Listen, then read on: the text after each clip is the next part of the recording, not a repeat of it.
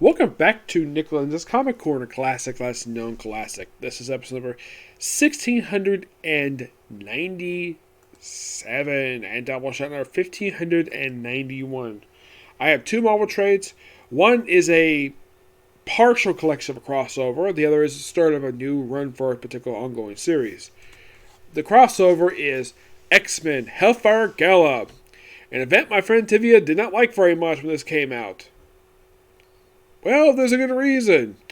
It's a crossover just to have a relaunch. Yeah, because really the big thing with this crossover is it sets up like two things. The one unintended consequence related to this crossover is the fact that half of the X-Men books published at this point in time got canceled. Yeah, but 50% of them got canceled. Yep. Now this contains what appears to be the main portion of the stuff related to Hellfire Gala, some of the portions of it. This contains Marauders 21, X-Men Volume 5 21, which also is the final issue of the volume, Planet-Size X-Men number 1, and S.W.O.R.D Volume 2 number 6. I have not discussed S.W.O.R.D yet. I'll probably discuss that when I get a chance to talk about the first trade. This is a revived book from Al Ewing. Yes, Al Ewing brought this book back. Well, this book was brought back mainly because of X of Swords. It was the only new series started because of that crossover. Yes, though there was a couple other series started not long after that. It was Children of the Atom and Way of X. Both books got canceled. Way of X got canceled only 5 issues last year, and Children of the Atom lasted for 6. And also, several other series got canceled because of this crossover. X Factor after 10 issues. Cable after frickin' 12. Yep. Now, Dr. Hickman just mainly does just the X-Men issue. Marauders, and I think Planet-Size X-Men, I think it's done by Gary Duggan. Let me just take a look about that. Yeah, Marauders and Planet-Size X-Men are done by Gary Duggan. The artwork, Marto Loli does the artwork for Marauders. For X-Men, it's Nick Doctor, Russell Dirtsman, Louis Ulrich, and Sarah Pacelli. By the way, the cover artwork is still by Lenny Francis Liu, which I think he pretty much did all 21 covers. I think he skipped like 1 or 2. I think he pretty much did all of them. The cover art for 21 for Marauders, done by Russell Dermott and Matthew Wilson. Planet-Size X-Men, which, yes, Gary Duggan writes this one because there's a reason for it. Artwork done by Pepe Lores. Of course, Pepe Lores also does the artwork with the color artist, Marty Garcia. S.W.O.R.D number 6 is done by Valerio Sati, who this was the artist behind Tony Stark Iron Man. Yep, same artist. I believe it's an Italian artist, I'm mistaken.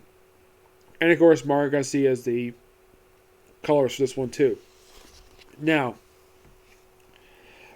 pretty much what the whole thing with Hellfire Gala is that we have this big party going on, and we're going to announce we're going to have an election of a new land for X-Men. That pretty much is for Gary Duggan's work because John Hickman Lee's main book just do Inferno, which I'll get to that. By the way, fun fact about Inferno only came out just 2 months ago. The final issue came out for that one. Yeah, it only concluded just 2 months ago. And as far as I can tell, the trade has not been released yet. Don't know why. Also, and I do not know why Marvel did this for. Now, there is a complete collection of the red carpet stuff related to Hellfire Gala. Yes, there is. As for why in the world it has not, I don't have it here. Why only 4 parts? I don't know. It's by far one of the most baffling things related to Marvel when it comes to this crossover. Yeah, the Red Carpet Edition, which it is one of 2 books related to Hellfire Gala. Yeah, for some reason this book contains some of the stories, and the Red Carpet Edition is simply put just the complete collection of this thing, which is expensive. It contains the whole rest of the crossover, which contained... These are the other Italians which were not in this trade. Excalibur Volume... I believe this is Volume 5, number 21. X-Force Volume 6, number 20. New Mutants. Volume 4, number 19, X Factor, Volume 4, number 10, final issue of the series. Hellions, number 12. Way of X, number 3. X Corp, number 2. Wolverine, volume, I believe this is 7, 13. And that's it. And who are the honored guests? The Avengers. Basically, non-mutants are invited to this party. And of course, Scarlet Witch is here. Yeah, her purpose is to set up a miniseries. That is the whole purpose of Scarlet Witch being this story, is to set up a miniseries that came as part of the cancellation of X Factor. Your new lineup, basically joining Cyclops joining Cyclops. They have this election, yes. Weirdly enough, despite the fact Apocalypse here on the cover, he's actually not in the storyline. No, not really. He's actually been banished. It was not due to him doing something illegal. No, it was mainly due to something else. So the honored guests are the Avengers, was basically our Jason Aaron's line for Avengers, which is basically Captain America, Iron Man, Thor, Carol Danvers, Captain Marvel, Robert Reyes, Ghost Rider, Blade, and She-Hulk. So apparently now basically these gates could all allow mutants too, but thanks to wearing this rose that Captain America was given, he is allowed to go through. And they're joined by the Fantastic Four. Mainly put to wear the costumes they currently wear in the dance slot run for the book. Yep. And we even have Alicia Masters, Thing's wife, and Franklin and Valerie Richards, Rhea and Sue's children. And we also have Doctor Doom showing up. Now you're probably thinking, what the heck is Doctor Doom doing in this book? Well, the reason is because of what happens in S.W.O.R.D. Because he was made Earth's another representative for Earth for the Galactic Council to join alongside Nova. Yes, Doctor Doom, the rule of the rule of Latveria, for reasons. Even Doctor Strange is here. I'm like, okay. And look, we have Emma Frost in a sexy dress, because of course. And here's something you don't see Xavier wear every day.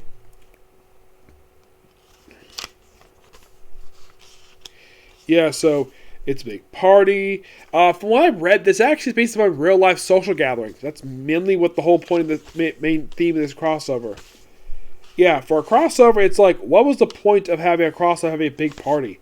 I have read online that they're not going to do this this year. They're actually just doing this in a one-shot. I guess Marvel felt this, though, because Act of Swords did really well, so they'll probably do a similar type of thing with this one. But my guess is that reception-wise, it was probably not received very well. It was not a big financial success for Marvel. So, I guess since the writers still want to do it, so what they decided to do is just do it in a one-shot instead of doing a giant-sized crossover, a 12-part one. At least it's basically like less than the previous year's crossover, which was X Swords. That was 22 parts. Yes, 22 parts. Yep. We even have a reprint in here of an old Chris Claremont issue from Marauders 21. Yes. Yeah, for some reason they decided to include this in here. I'm not really sure why. You would think in the trade paperback that they would, not include this reprint, but they did. The Album of the Old is a reprint of a story from classic X-Men number 7. Yes. Seriously. Yeah, this story came out back in 1987.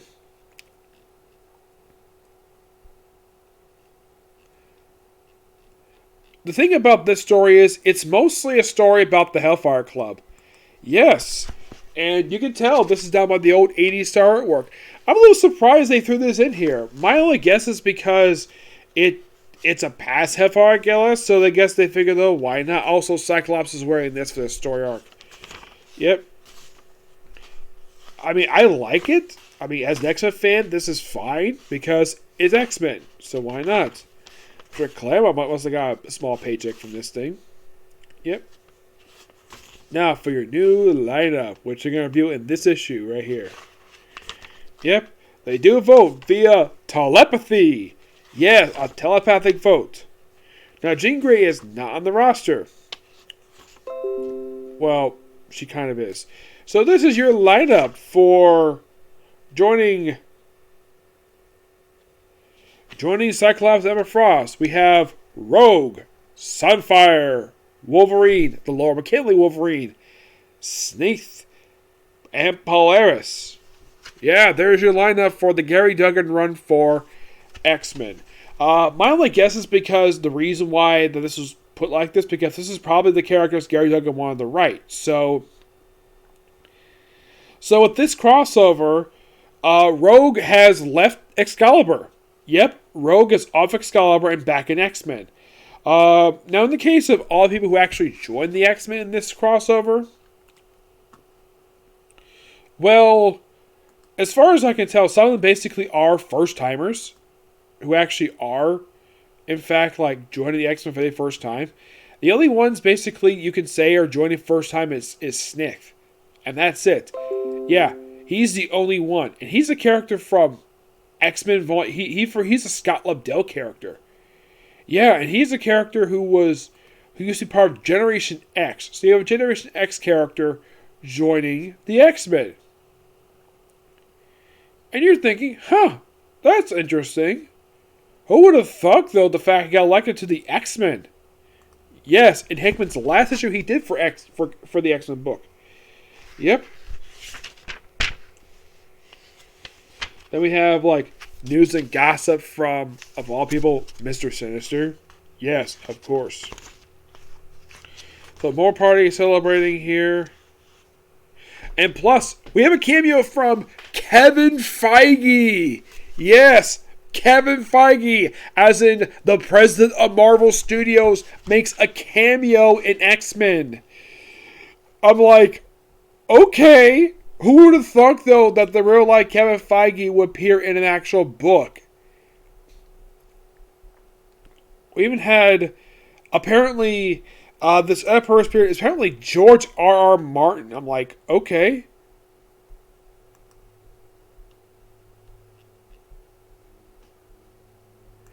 Like, who would have thought, though, that we have George R.R. Martin, as in the guy who basically gave us Game of Thrones? I think this is him right here. Yeah, I think this is him right here. I mean, anybody can tell that this is Kevin Feige. Yeah, that was a bit of a surprise. You read this again, I'm like, what the heck is he doing here? Good question. Planet-Size X-Men is mostly... the best way to describe this one shot, it's mostly a backdoor pilot to the relaunch of this book. Yeah, that's mostly what this book is. It's mostly focused on Magneto. It's not one of these giant-sized one-shots. It's a good thing Marvel hasn't done that many of these. Yeah, and by the way, they announced one for freaking Warbird. Excuse me, then we have the S.W.O.R.D tie-in. By the way, S.W.O.R.D Space Station has got a tree growing on it. Because basically S.W.O.R.D, get this, is now an agency. Not that's part of the U.S. Oh no. S.W.O.R.D is, believe it or not, an agency for Krakatoa. Yes. Yeah, they apparently made it an agency of Krakatoa. Yeah, they also feel in this story that Storm is the region of Mars. Yeah, they feel this in the S.W.O.R.D issue, like, who rules Mars? Storm. Yep, Storm.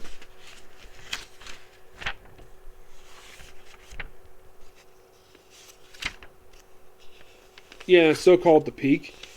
Yep. It's a good, like, I like S.W.O.R.D. I like what Al Ewing's doing in the book. And it's revealed here that Storm, like I said, is the region of Mars. Yeah, she's the one who rules the Red Planet. And we lead into stuff with the Scarlet Witch. Yes, the Scarlet Witch. Which that leads into the final issue of X Factor, which involved her apparent death. And it was implied to be at the hands of Magneto.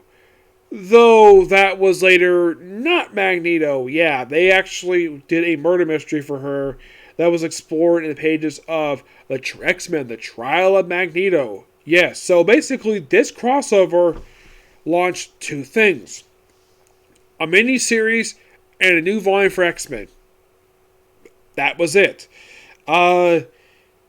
Yeah, I know that this crossover is not popular with a lot of people. It's quite interesting that Marvel did this. They did this, like, this is the only really kind of crossover they did at Marvel last year, aside from King in Black.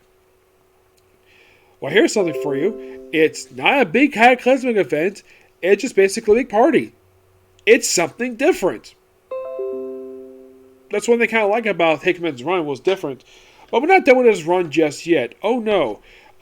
There is still technically one more thing left to go for when it comes to his run. And you're thinking, okay, what else is left there for Hickman's time at Marvel? Like, Inferno. Yep, that is the only other thing left is Inferno. Yep, that's the only other series left to review aside from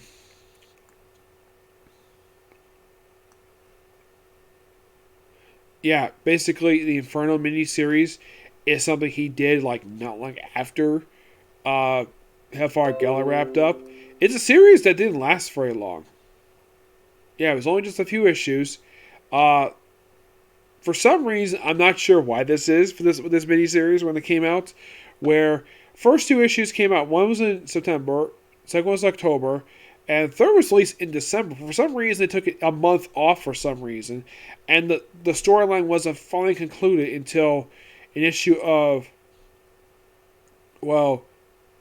until like January. It was concluded just a month ago. Yes, just last month they finally concluded that miniseries. Why in the world this was? I don't know. Yeah, though I've also heard that any original plans Hickman had for the X-Men franchise, Marvel pretty much threw them out. Yep, it came out like right after he wrapped up his run for the main X-Men book.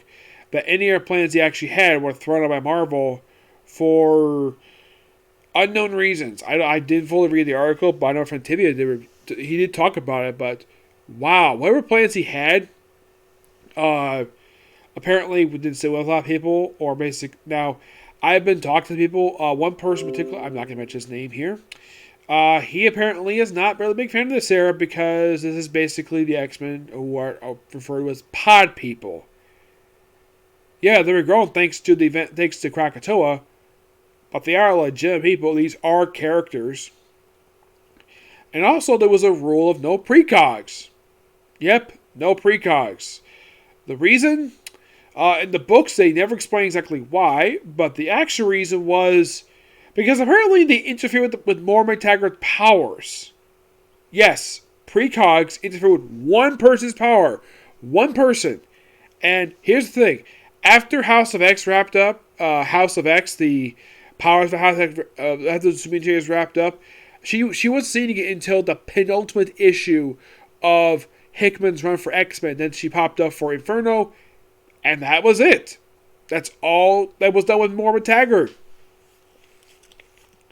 And I'm kind of like, what was the point of reviving this character who had been dead for over a decade and do nothing with the character? Yeah. What was the point of it? Now we're going to go to that book, which did start last year. That apparently I heard this book is actually selling really well. Shockingly.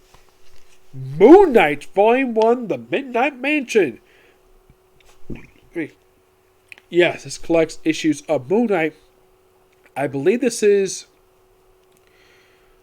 I'm trying to think here. 4, 5, 6... I think this is 7. Yes, this is the 7th volume for Moon Knight. And here's something for you. By the way, this collects the first 6 issues of this volume for Moon Knight. And here's the thing. These are considered, according to Marvel Legacy numbering, issues 201 and to 206. Yep. Thank you, Marvel, for considering that. Now, this is written by Now, I should reveal something before I talk about the writer of this book, Jed MacKay. He was one of the ultimate chosen for the book. Now, for a long time, there was a rumor swirling around for about a few years prior to this book coming out that, this book was basically rumored to come out for quite before it came out last year. And according to the rumor I heard, Jed McCabe was not going to be the writer of this book. Oh no. Apparently the original choice was going to be Ben Percy. Yes, Ben Percy was a great Moon Knight. That was the rumor for the longest time. And then he ultimately didn't do this book. He ended up doing Wolverine and X-Force. And Jed McCabe taken the book, and he's doing this book currently. He also wrapped up his run for Black Cat, which ended a short period of time. And he also recently concluded his miniseries, The Death of Doctor Strange. The guy is one really good writer, from what I can tell. And clearly he has a lot of respect for Moon Knight. So, if you're thinking like, okay, I think I bring up the fact Moon Knight's got a daughter, no mention that here. So, anything Max Bremis did, like, they do bring in the fact that he has multiple personalities. They keep that here. Well, apparently he's got a new mission. Just help people out. He still got the Mr. Knight identity. That was something that I think it was, if I remember, I think it was Warren Ellis who established that. Yes, for some reason, writers still like using that. Despite the fact, some people, my friend Edgar, he is not a fan of this at all. You know, the Mr. Knight thing, with the white mask. Yeah. Of course, it was also suggested by various people prior to this book coming out that, get this, that Donny Coates could do this book. Because apparently he's Jewish. I did not know that. I've never talked about his religious stuff with him at all because that's something personal. I would never discuss something about that with someone like Donny Coates. Now, apparently Moon Knight was previously Jewish. Okay. I had no idea about that. Also, here's something though. Moon Knight's actual mansion. For some reason, this particular place, which was Moon Knight's home for decades, which last appeared in Moon Knight Volume 3, the run that lasted 30 issues. That was the last time it showed up, and for some reason, Marvel writers don't care how Moon Knight used it as a base anymore. But I do have a theory exactly why. Because it makes Moon Knight out to be too much like Batman. Despite the fact that technically what Moon Knight is based on. He's based upon Batman. He's a pastiche of Batman. And in my opinion, he's actually somebody who, yeah, he's the personalities. He may not have a very extensive rogues gallery like Batman does. He does have a rogues gallery. Though apparently he doesn't fight Ralph Bushman here or Black Spectre.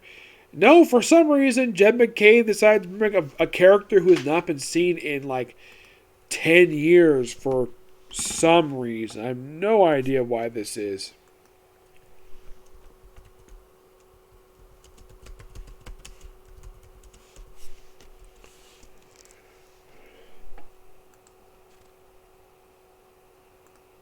Let's see if we can find it here because the Wicked site lists a different volume for some reason. I don't know why, but they do. Okay, yeah, online they consider this Volume 9. I do not know why, but they do. Oh, and the guy who is technically the main villain, there's a couple of villains they have in here. One is a character known as the Zodiac. Yes, there's a guy called the Zodiac. He first appeared in his own miniseries. Then he popped up in an issue of Vengeance, which was his last appearance. And by the way, that was almost 10 years ago. No, seriously, 10 years ago. That was the last time he showed up. And then he pops up here, like, almost exactly 10 years later.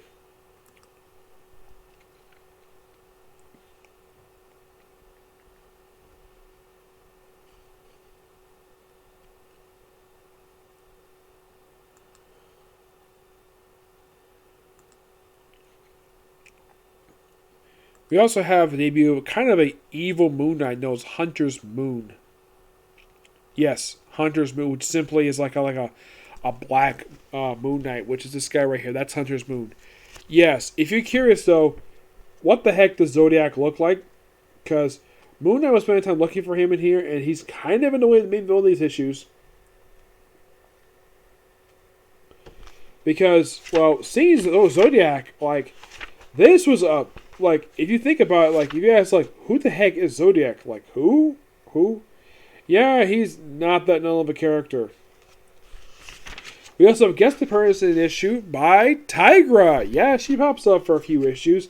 Yeah, they bring up the fact they're part of West Coast Avengers, which I thought that was really nice, dedicated doing that.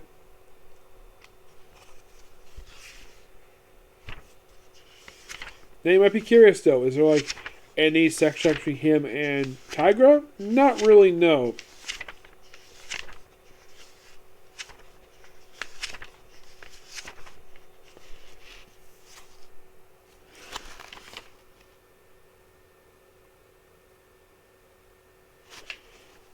So here he is, the Zodiac.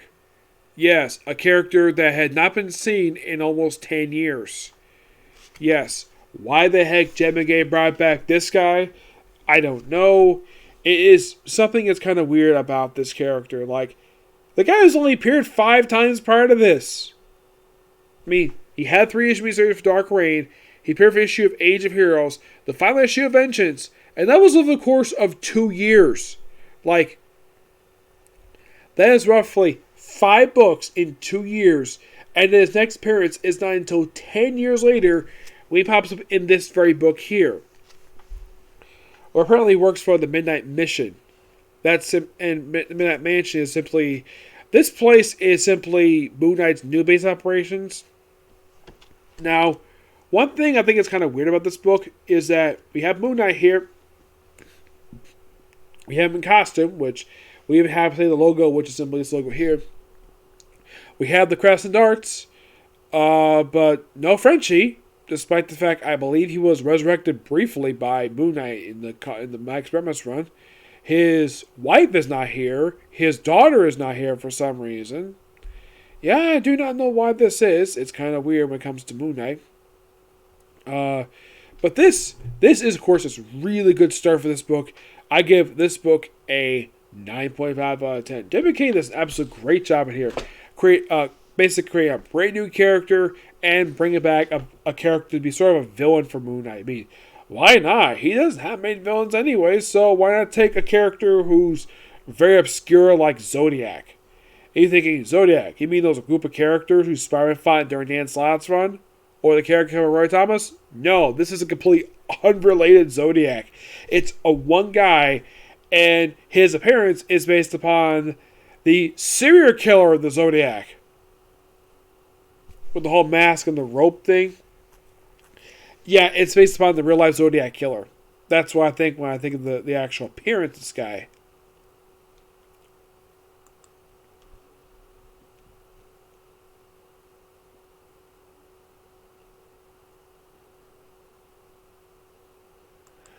Yeah, by the way, the thing with the Zodiac is, it's kind of weird about this guy.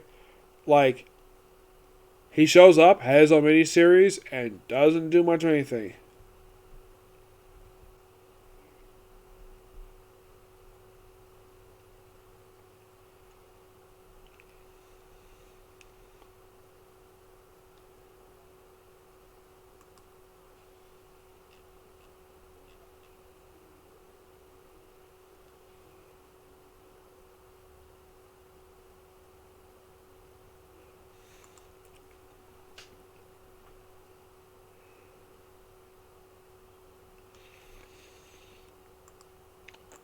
But basically, yeah, I'm definitely gonna pick up more Moon Knight trades when I for this run, anyways. So aside from this run, the only thing else I have to talk about Moon Knight is the classic stuff, because anything else prior to like recently, like publishing from like between like 2000 and recently, is already done, completely done. Didn't take me very long though. Oh no, it didn't. Yep, I'm definitely looking forward to that. So I'm gonna take a brief break from. So basically, this is gonna be pretty much it for this particular video. I've been talking for a half hour. I'll take a little bit of break, and when I come back, I'll do my reviews both for Black Clover and My Hero Academia. Okay, next video. Bye.